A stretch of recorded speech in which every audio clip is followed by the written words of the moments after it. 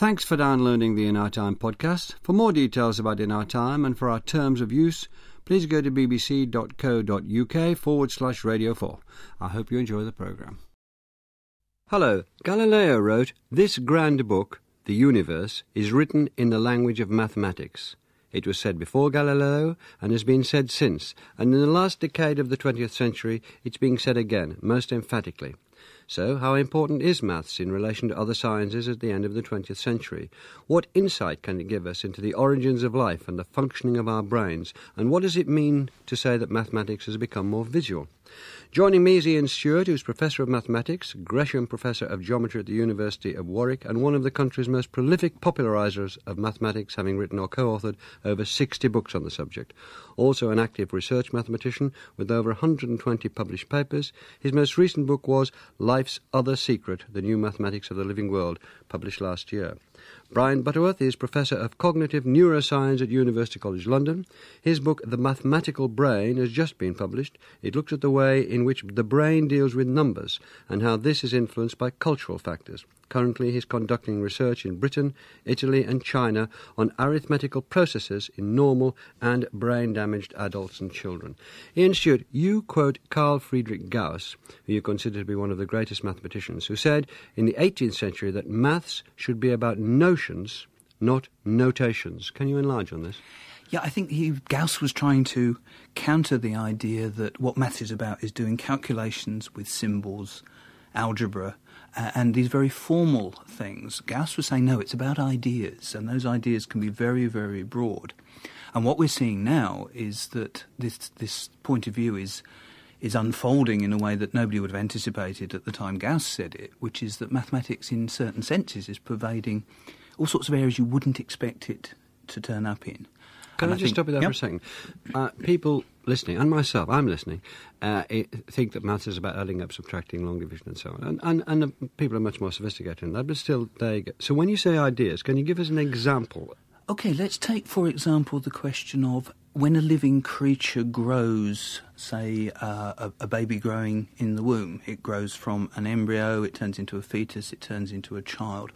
And there are a whole lot of processes going on in changes of shape, changes of form, changes of internal chemistry, all of these things. Mathematics has quite a lot to say about that kind of behaviour, that kind of process. And I think in the future it will have a lot more to say about that. So that's the idea. That is an idea of the way that life develops, rather than a simple adding up. You say that it's also becoming more visual. Can you tell us what you mean by that? Mathematicians have spent the last 50 years or so trying to turn visual intuition, informal visual intuition, the feeling we have in our heads for the shapes of things, into a kind of logically precise way of thinking and things you can write down. And so instead of just using numbers and doing arithmetic, there's a kind of free-flowing mathematics of form, but it is just as mathematical, it is just as logical. The invention of topology, which is rubber sheet geometry, the idea that a coffee cup is the same as a donut is what the standard cliché for topology. Because a coffee cup has one hole in it. It's the hole in the handle where you put your finger through. An American-style donut has a hole in it. You can make a plasticine donut and deform it slowly into a coffee cup. And for topologists, those two things are the same. And there's a whole entirely rigorous mathematics based on that, which captures the idea of continuous changes in form. Brian Butterworth, what do you have to say about this visual representation?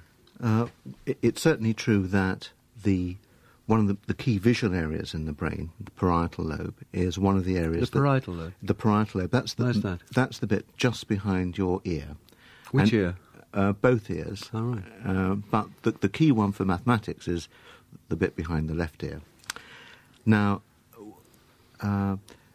this idea of space is space relative to ourselves, as opposed to space, the final frontier, is dealt with by this part of the brain, and so is mathematics. So it's clear that there are intimate links in the brain between these two notions. And it might well be that somehow, as mathematicians become more sophisticated, some of the ideas of space, which they were previously unable to formalize, have now become better integrated into the symbolic systems that they use.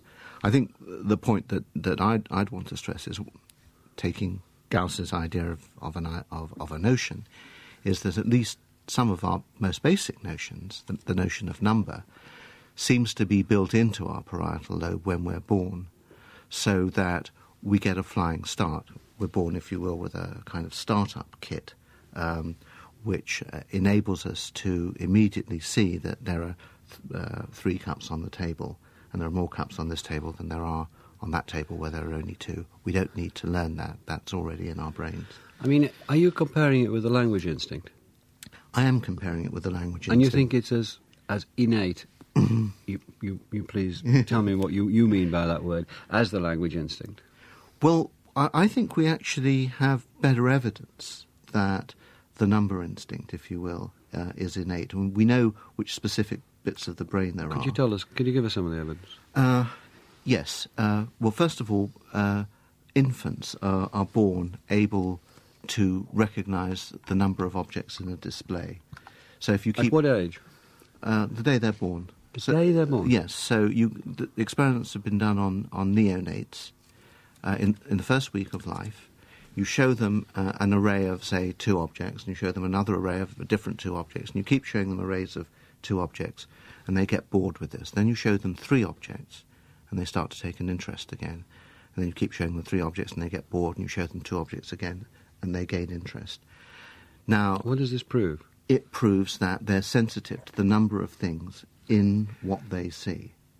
And at a later age, possibly even when they're born, but we don't know this. I mean, are they more sensitive when they're seeing a little puppy wag its tail? Is it a different sort of sensitivity? Is it just a sensitivity to what's impinging on them, or is it a particular numerical sensitivity? It's a particular numerical sensitivity. So you can change the object. So you can show them the same things and then change the object, and they'll be sensitive to that. But they will be more sensitive if you actually change the number of things that they see. So the very young baby is actually more sensitive, it seems, to the number of things around him or her than to what those things actually are. So we're wired for numbers? So we're wired for numbers. What does that say to you, Ian?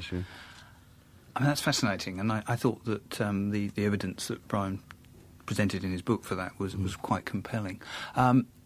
There's presumably, there's an evolutionary advantage in being able to spot rather early that something around you has changed. There is a new thing has appeared. That, you ought to be aware that something new has arrived that wasn't there before. 2 wolves rather than 1, yeah. Yeah, or one extra wolf compared to the 2 sheep that there were. So, I mean, maybe it comes from that, but that's a sort of fairy story, really, isn't it? This does seem to be very strongly wired in. And what's interesting here is it's different from... I mean, my understanding is a lot of our perceptual abilities are, to some extent... The potential is wired in, but a certain amount of training is needed in the early weeks or months of life.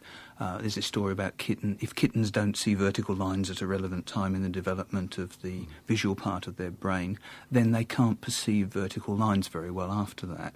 Now, this seems to be much more fundamental than that kind of thing, and that's very interesting. What I wonder is the extent to which... just how fundamental is that to what I would call mathematics?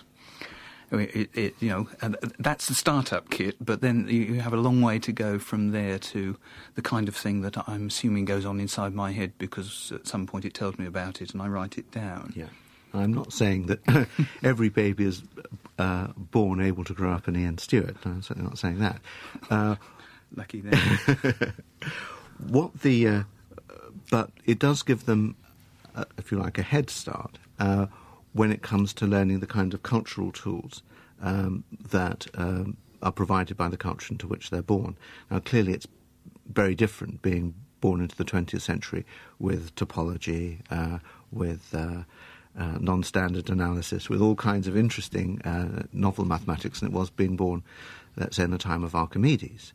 So if you give Archimedes, if I wrote down for Archimedes, greatest mathematician of antiquity, a simple quadratic equation and asked him to solve it, he wouldn't be able to do it because he just start wouldn't know the notation.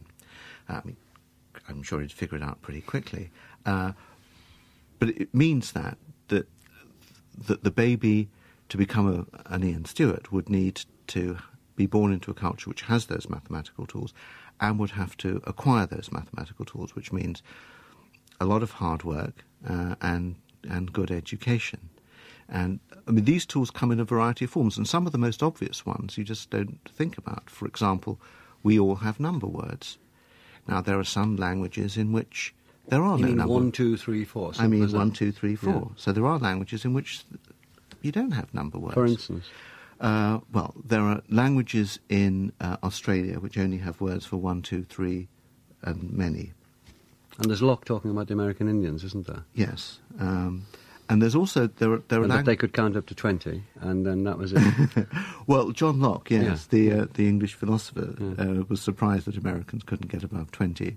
But these American Indians, we must stress. At this but point. we have to stress that they were American Indians, and they would use their own fingers to do counting, and fingers of people who are nearby. And body parts in Papua New Guinea, one tribe gets up to 33 by counting every body part. We can't describe on this programme the last 3 body parts that the male uses to get. That's right. But actually, our own number words are derived from body parts as well. So What fascinated me, one of the things that fascinated me about your book is the relationship between a part of the brain and the actual fingers. Yeah. That the fingers and the mathematical part of the brain are related. Yeah. And now, is it? I mean, that's just terrific. Can you just tell people what's going on there? Okay, well, there's a circuit in the brain which involves the parietal lobe, and Behind the ear. Behind the ear, and it links up with a bit in front of the ear called the motor strip, which actually does the fine planning of the motor movements and one or two other motor areas in the brain. Control of our fingers is actually quite complicated, but the topmost decision area seems to be in the parietal lobe. And it may well be, and this is one of the speculations I advance in my book, that what's happened in the course of the development of the individual child and also in the evolution of our culture is that the fingers gain additional meanings. They gain the meanings of the numbers that are associated with them when a child learns to count on his fingers or to do arithmetic on his fingers. And so you get what's called activity-dependent brain changes, so that the representation in the brain of the fingers expands and includes these numerical representations as well. So I ask a very odd question for a neuroscientist. I say, why is it that numerical representations are in the parietal lobe rather than in the temporal lobe, which is just below the ear, where most of our other knowledge is? It seems to me that might be one of the answers. And that takes us to St. Bede, the Venerable Bede's finger counting. But it also took me on a fantasy about this relationship has always been talked about between mathematics and music, and that Mozart could have been a wonderful mathematician, so we're told. And wonder whether sort of the fingers which operate the piano are related to the finger. This is we're entering into the sort of getting way away from what you two really know about. Ian Stewart, you're talking about visual mathematics, and you say that chaos theories emerged from mathematicians using visual geometric maths. Could you tell us how that's happened? I mean, we're all fascinated by chaos theory, and I've been told often enough by people that we don't understand it well enough. So can you try to make us understand it from that point of view? If you look at where it came from historically, people were trying to solve, let's say, the three-body problem in astronomy. You've got the Earth, the Moon and the Sun, and you want to know how they move under gravity. And the answer is it's very complicated. And the way they were trying to solve it was the traditional way. Write down the equations, solve them. Very much think of it as a symbol manipulation problem, and you've got to calculate lots of numbers, and you've got to get some formulas for the answer. Now, it turns out there isn't a formula for the answer.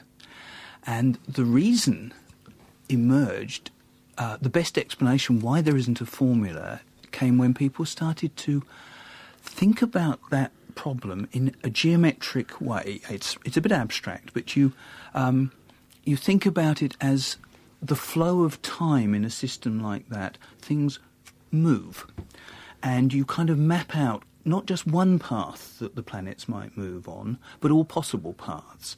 And then what you have is a kind of high-dimensional fluid flowing in a space.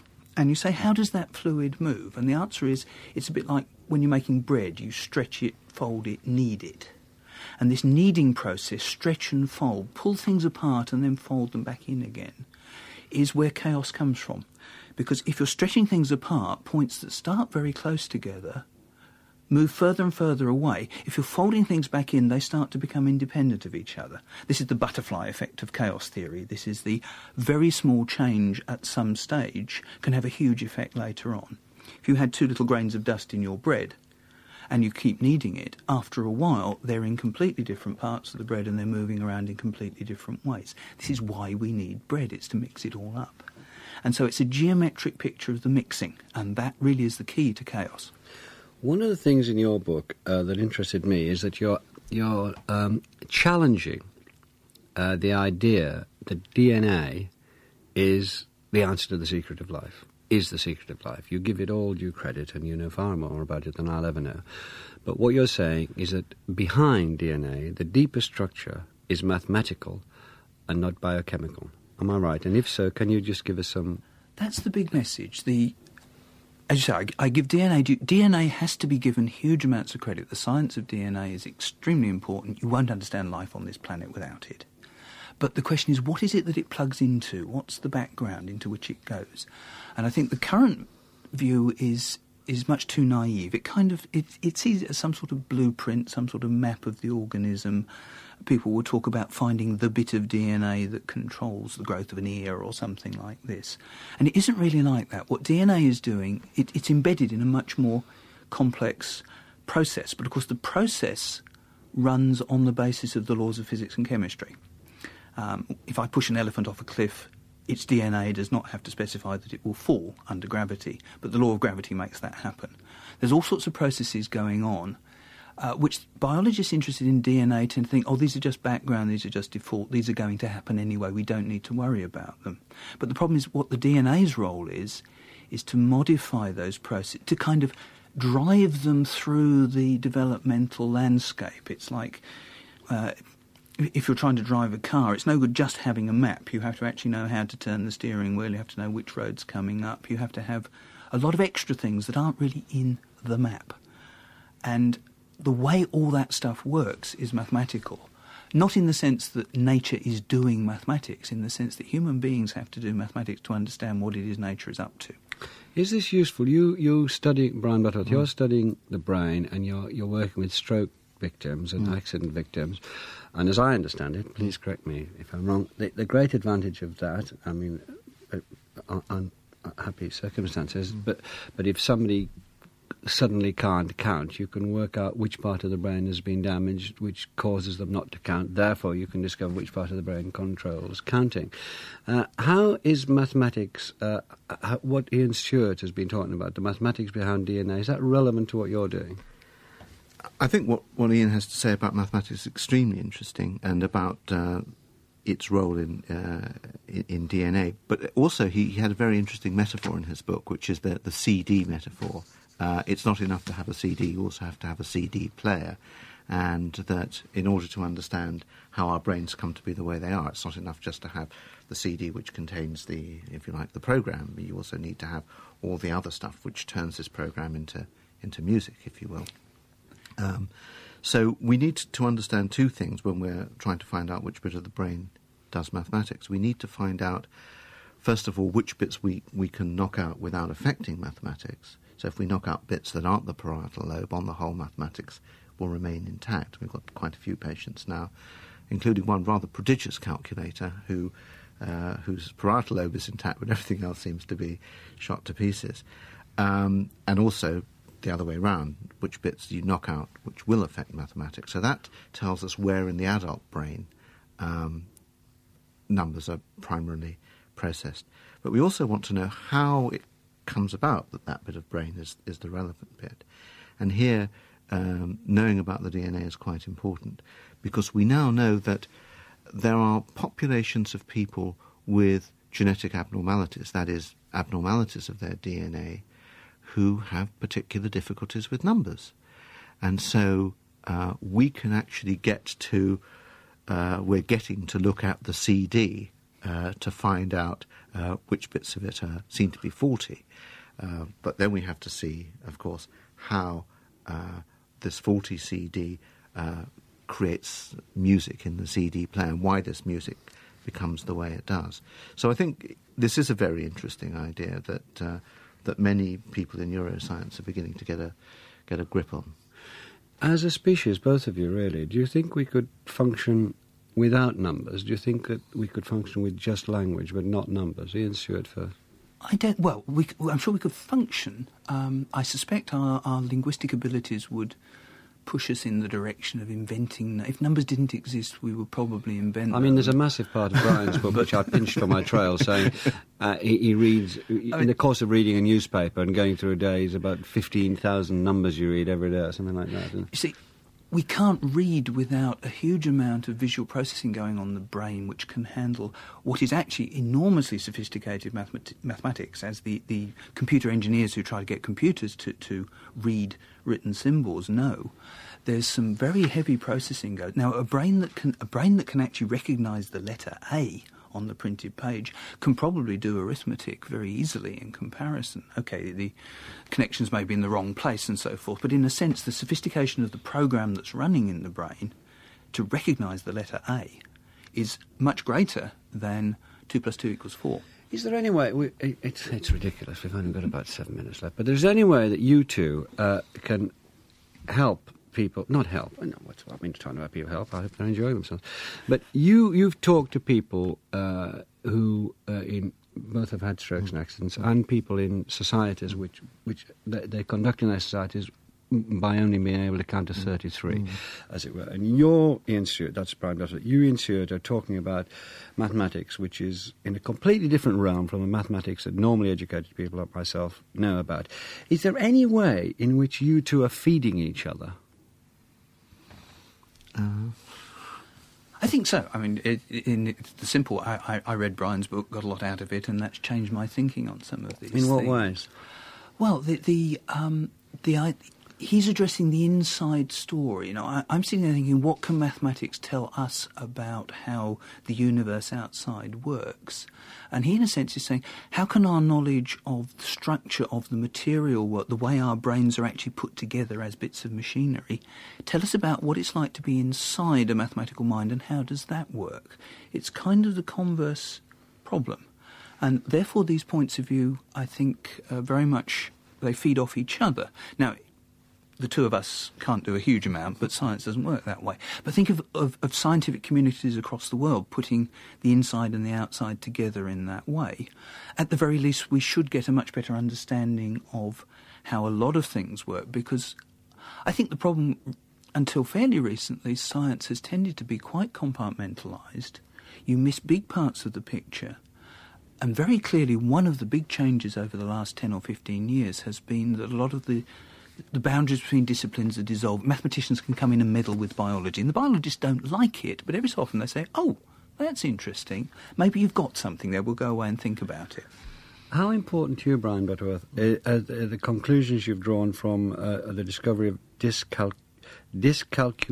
Yes. And could you just explain to people who don't understand it, I can't even pronounce it properly, what we're talking about there? There are some people who are born unable to grasp simple numerical notions. I mean, they're unable to see that there are 3 cups on the table. They can, as Ian suggested, learn a language which allows them to conduct a procedure of counting those cups. But unlike me, for example, the vast majority of people, they can't just see that there are 3 cups on the table. These people don't end up... Is it a bit like dyslexia? It's actually more profound than dyslexia in the following sense, that for up until the last 100 years, there wasn't widespread literacy in the world. There wasn't universal literacy. Literacy wasn't important evolutionarily. But numbers have always been important evolutionarily. Even lions can use numbers up to a certain extent. Lions are meant to be quite stupid. But being able to read, and therefore disorders of reading, is a result of not being able to put together bits of brain that were designed for other purposes. But being dyscalculic is a bit like being colourblind. There's a special bit of the brain for seeing the world in a particular way. For for colour, it's to seeing the colour parts of the brain, V4 it's called. It's for seeing the world in colour. We do it automatically, we can't help it. The parietal lobes give us the ability to see the world in numbers. We can't help it, it's automatic. But to come back to my very clumsy question, I do, but the two of you are here together on this programme, and here we are talking. But is it possible, between you, to have an understanding of mathematical concepts, which is what you're talking about, Ian Stewart, brilliantly, I think, and at the same time have a very limited notion of numbers? There's the question. This is back to what we were saying a little bit earlier about how do you get from your startup kid to what I suspect is not as sophisticated as it seems to be. I'm not convinced that when a leading research mathematician sits and does something absolutely amazing in 17-dimensional algebraic topology, that they're as far floating in the heavens above the ordinary mortals as we tend to assume, because you've got to get there with a fairly ordinary human brain. There's, as Brian says in his book, there's a certain amount of training and other things go in. I think there is at least some sort of predisposition to respond to training in that sort of direction. I'm not sure. I don't think you could take anybody and teach them this kind of mathematics. Brian Butterworth. Well, I think you can teach most people as much mathematics as they would like to learn, dyscalculics being an exception. What I think is critical here is how much time they're willing to put into it and how well they're taught.